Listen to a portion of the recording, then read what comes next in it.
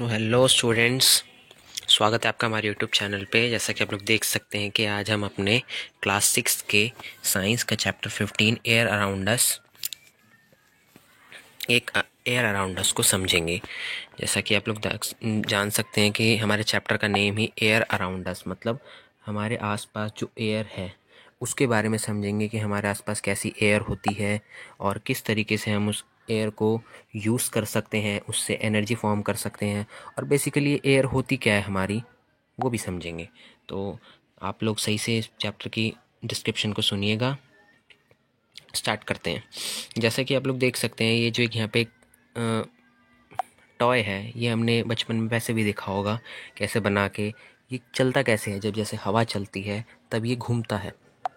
और जैसे ये भी सिंबल होता है, जैसे कि कॉक वाला, ये वेदर कॉक सिंबल है। ऐसे ऐसे भी आपने देखे होंगे, मेले में बहुत सारी जगह हमें दिखते हैं। तो ये बेसिकली हमारी एयर के ऊपर डिपेंड होते हैं। क्या होते हैं? एयर के ऊपर डिपेंड। देख सकते हैं जो एयर आसपास हमारे प्रेजेंट होती है, पर हम उसे देख नहीं सकते, महसूस कर सकते हैं और इनकी मदद से हम इन्हें देख भी सकते हैं। जैसे कि ये घूमते हैं तो हमें पता लगता है कि एयर तेज़ हो रही है। अगर तेज़ घूम रहे हैं तो तेज़ जल्दी घूमेंगे, ये एयर तेज़ है। तो इस तरीके से आप लोग देख सकते हैं, जैसे हमारी बॉटल्स होती है, खाली बॉटल को लें और उसको पानी में देखें। जैसे इस एक्सपेरिमेंट बताया हुआ है, इन्होंने क्या करा है, एक कंटेनर लिया जिसमें पानी डाला, उसके अंदर खाली बॉटल को ऊपर से डाला, जिसमें खाली बॉटल थी। बॉटल के अंदर अब जैसे ही नीचे गया, इसमें से क्या आने लगे, बबल्स आने लगे। तो वो बबल्स और कुछ नहीं है, वो एयर बबल्स हैं। जो एयर हमारी बॉटल में प्रेजेंट थी, अब उसकी जगह हमारा पानी ले रहा है। तो उसका निकलना किसकी फॉर्म में निकल पा रहे हैं, वो हमारे बबल्स की फॉर्म में। यही आपको समझाना था कि एम्प्टी बॉटल से हम इसको कैसे कर सकते हैं। जैसे कि हम पढ़ते हैं, now dip the open mouth, इन्होंने वही बोला है। आप इसको यहाँ से एक्टिविटी को भी पढ़ सकते हैं, इसमें और कुछ नहीं दिया, बस यही बताया हुआ जो मैंने आपको अभी सिंपल लैंग्वेज में समझाया कैसे करते हैं। और माउंटेनियर्स भी जो हमारे होते हैं, जो हमारे जिन्हें हम पर्वतारोही कहते हैं, जो पर्वतों पर चढ़ते हैं, अपने साथ ऑक्सीजन सिलेंडर कैरी करके लेके जाते हैं। क्योंकि जैसे जैसे हाइट बढ़ती जाती है, ऑक्सीजन का लेवल कम होता जाता है। क्योंकि ऑक्सीजन हमारी एक स्पेसिफिक लेयर, अर्थ की जो स्पेसिफिक लेयर्स हैं, जैसे अलग अलग लेयर्स हैं, मीजोस्फेयर, स्ट्रेटोस्फेयर, इनके कुछ चुनिंदा भागों में ही हमें मिलती है। इसीलिए ज़्यादातर वो ऑक्सीजन सिलेंडर कैरी करते हैं, ताकि उन्हें ऊपर जाते वक्त ऑक्सीजन की दिक्कत ना हो। अब एयर बनती किसकी है, मतलब एयर बनी हुई किसकी होती है, ये भी हम समझेंगे। जैसे कि आप लोग देख सकते हैं कि ये एक्टिविटी जो मैंने आपको बताई बॉटल वाली, इसका सिंपल जो हमारा कंक्लूजन है वो यहाँ से हम पढ़ना स्टार्ट करते हैं। This activity shows that the air occupies space, it fills all the spaces in the bottle and it is present everywhere around us. Air has no colour, no one and one can see through it, it is transparent. मतलब air का कोई colour नहीं होता और एक तरीके से transparent होती है। Our earth is surrounded by a thin layer of air. This layer extends up to many kilometres above the surface of the earth, this called atmosphere. जो ये हमारा सरफेस बना हुआ है एयर का हमारी अर्थ पे, उसी को हम क्या कहते हैं, एटमॉस्फेयर कहते हैं। क्या कहते हैं? Atmosphere. As we move higher in the atmosphere the air gets rarer, मतलब एयर कम होती जाएगी। जैसे मैंने आपको बताया, एटमॉस्फेयर, जो भी हमारे स्ट्रेटोस्फेयर होते हैं, अलग अलग लेयर्स हैं जिसके बारे में आगे आपको बताएंगे अलग अलग आने वाले चैप्टर्स में। बस आप इतना जान लीजिए कि हमारे एटमॉस्फेयर से ऊपर जाते हैं जब हम हमारी अर्थ के, तो उसमें एयर हमारी रेयर हो जाती है। मतलब जो बेसिकली एयर क्या है, मिक्सचर ऑफ गैसेज है। क्या है? Mixture of gases. मतलब अगर एयर, आप ऐसा समझो, मैं आपको इसी तरीके से बताता हूँ। जैसे एयर इतना ही है और इसके अंदर हमारी ऑक्सीजन ये रही, कार्बन डाइऑक्साइड ये रही, तो कुछ कुछ पार्ट ले रखा है सबने, और वो मिक्सचर ऑफ गैसेस क्या कहलाता है, हमारा एयर कहलाता है। ठीक है। Until the 18th century, people thought that air was just one substance. Experiment have proved that it is really not so. Air is a mixture of many gases. देखिए जो मैंने आपको भी आपको समझाया, ये यहाँ पे भी लिखा है, आप पढ़ सकते हैं इसे। व्हाट काइंड ऑफ मिक्सचर, हम इसको आगे जान सकते हैं। जैसे कि हमारा है वाटर वेपर्स। क्या? Water vapours. We saw that air contains water vapor. We also saw that when the air comes in contact with a cool surface, it condenses and drops of a water appear on the cool surface, and the presence of water vapours in air is important for the water cycle in nature. Basically simple बात यह है कि जो हमारे water vapours होते हैं, जैसे हम पानी को हम गर्म करते हैं गैस पे, तब उसमें से जो वेपर्स उठते हैं वही हमारे, अगर हम उनको एक जगह कलेक्ट कर लें तो वो वापसी हमारे लिक्विड फॉर्म में कन्वर्ट हो जाते हैं। किसमें? लिक्विड फॉर्म में। जैसे हमारी नेचुरल वाटर साइकिल होती है, उसमें क्या होता है, बारिश के थ्रू हमारा पानी ओशंस में गिरता है। ओशंस के ऊपर जब हमारी सनराइज पड़ती हैं तो वो क्या, धीरे धीरे वाटर को इवेपोरेट करती है, और वो वाटर इवेपोरेट होके हमारा ऊपर चले जाते हैं, क्योंकि जो लाइटर एयर पार्टिकल्स होते हैं वो ऊपर भागते हैं, मतलब उनकी स्पीड ज़्यादातर वो ऊपर ही जाते हैं, और वो ऊपर जाके कंडेंस हो जाते हैं। कंडेंस मतलब एक तरीके से ठंडा होना, ये वही लिखा है, कूल सरफेस पे कंडेंस होके वो फिर हमारे क्लाउड्स की फॉर्म में बन जाते हैं, और फिर वही हमारे बारिश के रूप में एयर धरती पर गिर जाता है। इसी तरीके से हमारी साइकिल चलती है। इसीलिए वाटर की अभी हमें एक तरीके से हमारा वाटर रिचार्ज होता रहता है हमारा, इसीलिए को हम वाटर साइकिल कहते हैं, जो कि हमारे नेचर के थ्रू है। ऑक्सीजन, अब जैसे ऑक्सीजन होती है हमारी, उसका भी आपको यहाँ पे एक एक्टिविटी करके बताया हुआ है। जैसे कि कैंडल ली है, देख सकते हैं हमारे ग्लास टम्बलर है, इसमें हमारे 2 कैंडल्स ली है हमने, दोनों कैंडल को जला दिया है। और आगे देखते हैं, light both the candles, cover one of the candles with a inverted glass tumbler, observe both the candle. इन दोनों कैंडल्स को ऑब्जर्व करना है। एक कैंडल्स को हमें ग्लास टम्बलर से ढक देना है, जो कि हमारा ट्रांसपेरेंट होगा, या कांच की ग्लास ले सकते हैं आप उसको। And you must have observe that the candle covered with the glass tumbler got extinguished after some time. मतलब कि हम देखेंगे जिस कैंडल पे हमने हमारा ग्लास टम्बलर रखा है वो एक तरीके से थोड़ी देर बाद बुझ जाएगी कैंडल, मतलब, एंड दूसरी वाली हमारी बर्निंग रहेगी। What can be the reason? इसके क्या रीज़न हो सकते हैं? It seems that the candle got extinguished because the component of the glass tumbler which supports burning is limited. इसका मतलब ये है कि जो हमारे ग्लास टम्बलर में कंपोनेंट्स थे एयर के, जो जो सपोर्ट करते थे हमारी बर्निंग को, वो उसमें कम थे, लिमिटेड थे, तो थोड़े टाइम तक तो वो जली, जितने टाइम के लिए थे वो, और जब वो उसमें से यूज़ अप हो गए तब वो हमारी बुझ गई। And most of the component is used up by the burning candles and the other candle is getting continuous supply of air.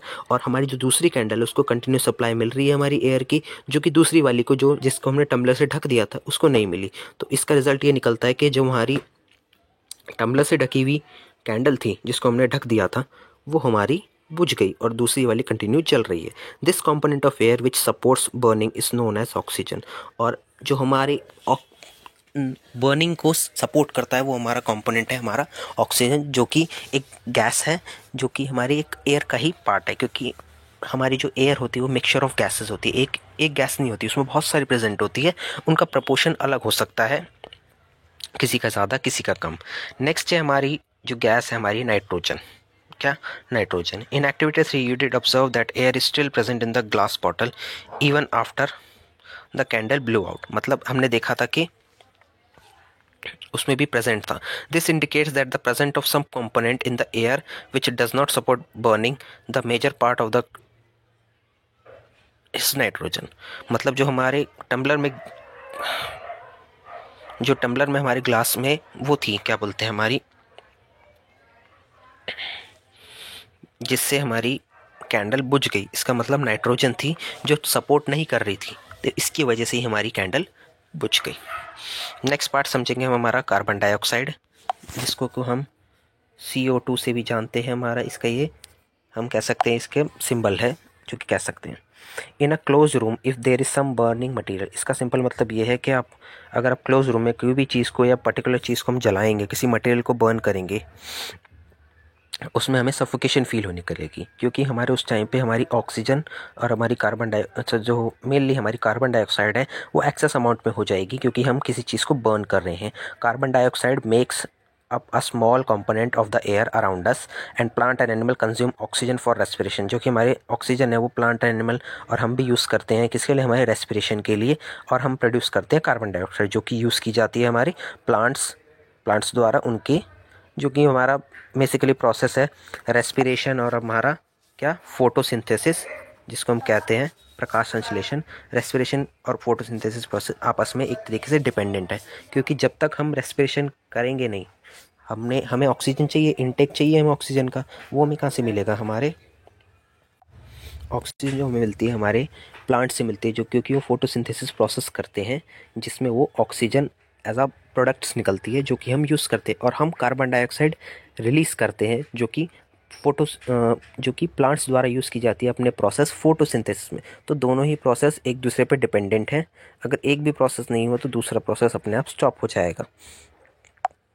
Mainly यही बात है। And plant and animal matter also consume oxygen on burning and produces mainly carbon dioxide. मतलब कि जब plant and animal को हम burn करते हैं तो उनको भी ऑक्सीजन चाहिए होती है, क्योंकि बर्निंग को सपोर्ट ही हमारी ऑक्सीजन करती है, पर वो प्रोड्यूस करती है कार्बन डाइऑक्साइड और कुछ अदर गैसेस। तो इसीलिए एडवाइस किया जाता है कि हमें ड्राई लीव्स को नहीं जलाना चाहिए, जो कि हमारे ऑलरेडी इन्वायरमेंट में कार्बन डाइऑक्साइड ही प्रोड्यूस कर रही है। नेक्स्ट हमारा इंपॉर्टेंट टॉपिक है dust and smoke. The burning of fuels produces smoke. Smoke contains a few gases and fine dust particles is often harmful. मतलब कि जो हमारे फ्यूल हम बर्न करते हैं किसी भी प्रोसेस के लिए, एनर्जी जनरेशन के लिए एंड अदर चीज़ों के लिए, तो वो क्या प्रोड्यूस करते हैं? स्मोक। स्मोक में हमारी हार्मफुल गैसेस होती है, डस्ट पार्टिकल्स होते हैं जो हमारी बॉडी के लिए बहुत हार्मफुल हो सकते हैं। आपने देखा होगा कि हमारे आसपास जो भी बहुत बड़ी फैक्ट्रीज होती हैं उनके आसपास बड़ी बड़ी चिमनीज लगी हुई होती हैं। वो चिमनीज इसी वजह से लगी हुई होती हैं ताकि जो मेन हार्मफुल गैसेस हैं उनको हमारे नोज से दूर रखा जाए।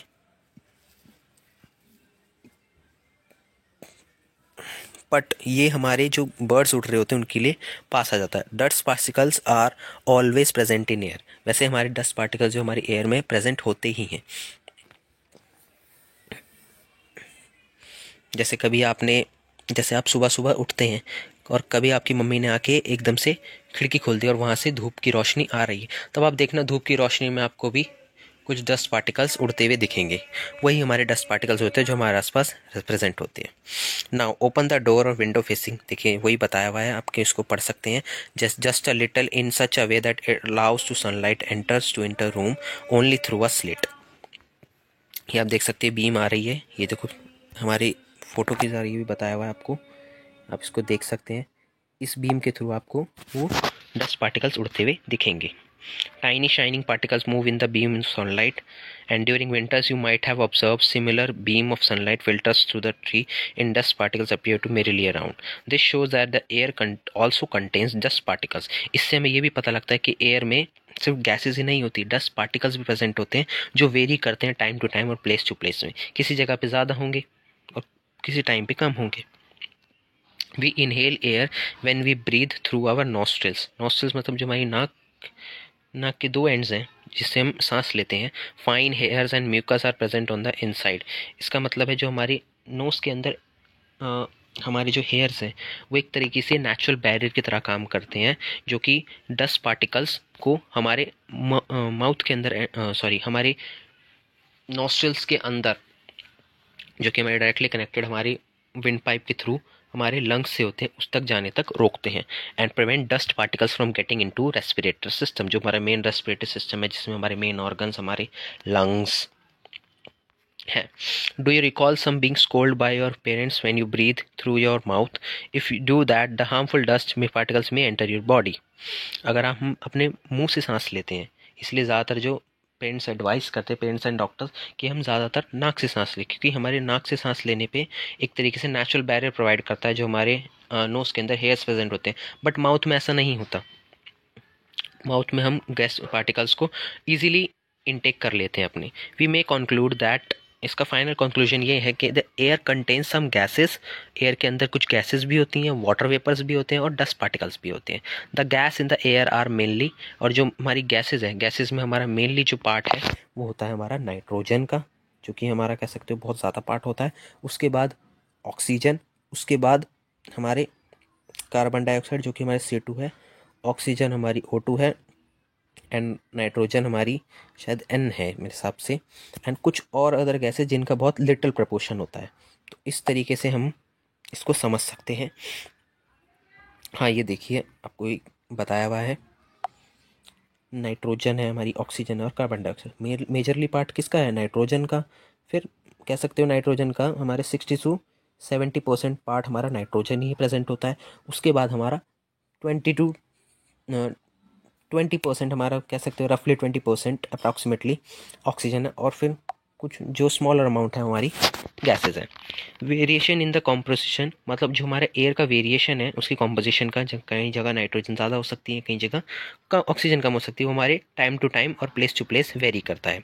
We can see that air contains mostly nitrogen and oxygen, in fact that these two gases together make up 99%।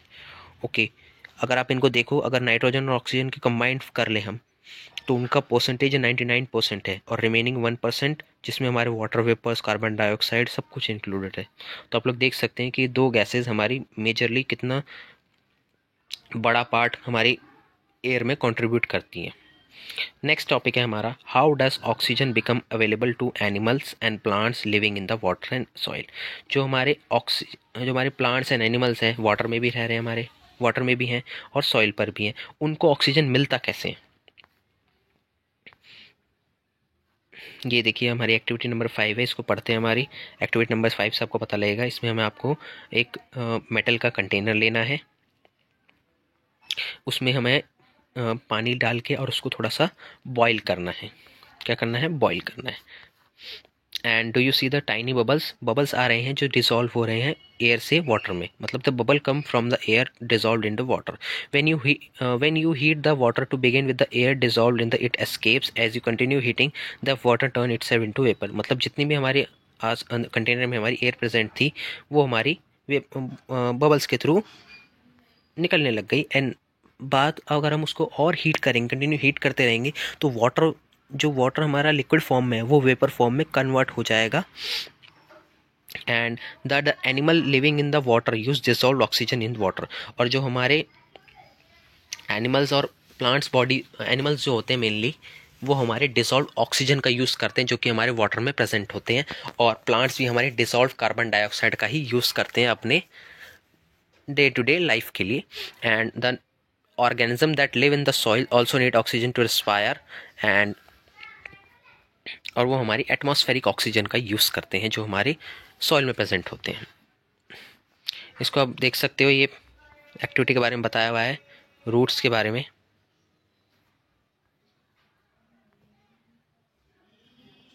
जो मैंने आपको बताया। अब नेक्स्ट टॉपिक है हमारा, how is the oxygen is in the atmosphere is replaced. In chapter 17 we read about plant photosynthesis. मैं आपको simple से बता देता हूँ फोटोसिंथेसिस प्रोसेस है क्या। सिंपल सी बात है, हमारे उसमें हमारे carbon dioxide plus H2O water,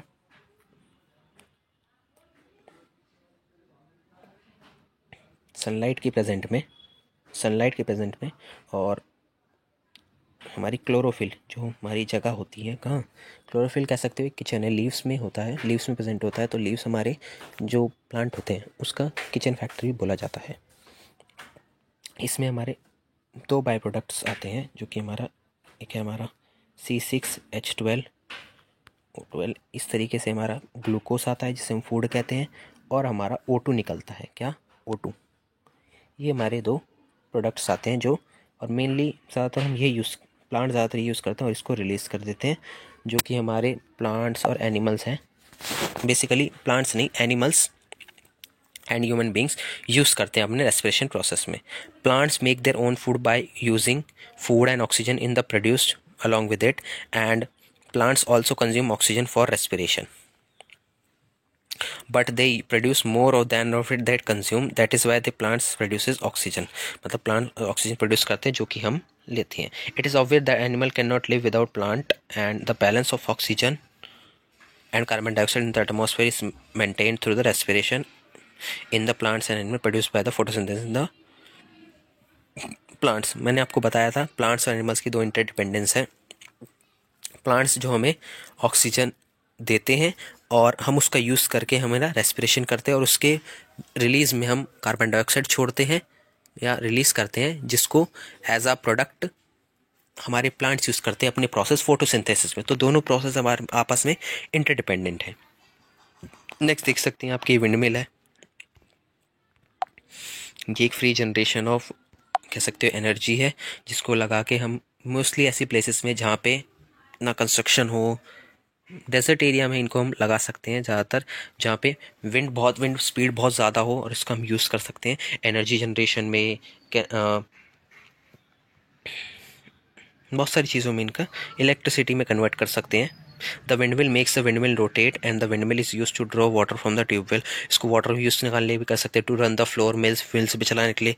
waiters are, यहाँ देख सकते हैं आप लोग इसकी यूजेस हैं, आप इसको यूजेस को नोट भी कर सकते हैं और अपने आंसर्स में यूज़ भी कर सकते हैं as a point. Air helps in movement of searching hairs, gliders, parachute, aeroplanes, birds and bats, insect fly due to the presence of air. और ये सारे लोग हमारे जो याट हो गई, ग्लाइडर्स हो गए, पैराशूट्स हो गए, एरोप्लेन्स हो गए, बर्ड्स हो गई, बैट हो गए, इंसेक्ट्स हो गए, ये एयर की प्रेजेंस की वजह से ही उड़ पाते हैं। And air also helps in the disposal of seed. याद रखना हमारा डिस्पोजल ऑफ सीड, सीड्स का फूटना, and pollen of flowers for several plants. मतलब जो हमारे प्लांट्स होते हैं उसमें भी सेक्सुअल रिप्रोडक्शन होती है, जो कि हमारे पॉलन ग्रेन्स के थ्रू होती है। वो हमारा एक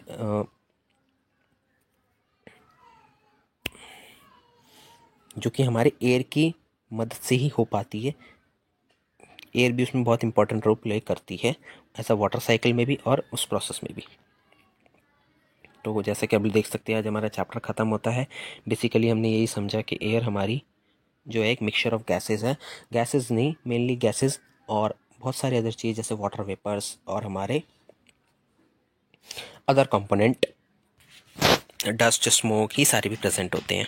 तो उम्मीद करता हूँ कि आपको हमारी वीडियो पसंद आई होगी। अगर वीडियो पसंद आई तो अपने फ्रेंड्स के साथ ज़रूर शेयर करें, और चैप्टर पढ़ने के बाद ये समरी रिवीजन को एज आप रिवीजन टूल भी यूज़ कर सकते हैं, जिसमें आप इसको समझ में आ जाएगा आपको कैसे कैसे इसको रिवाइज करना है। एक तरीके से कंप्लीट डिस्क्रिप्शन है। तो अगर वीडियो पसंद आए तो अपने दोस्तों के साथ जरूर शेयर कीजिए, और चैनल पर नए हैं तो चैनल को सब्सक्राइब कीजिए। मिलेंगे नेक्स्ट वीडियो में।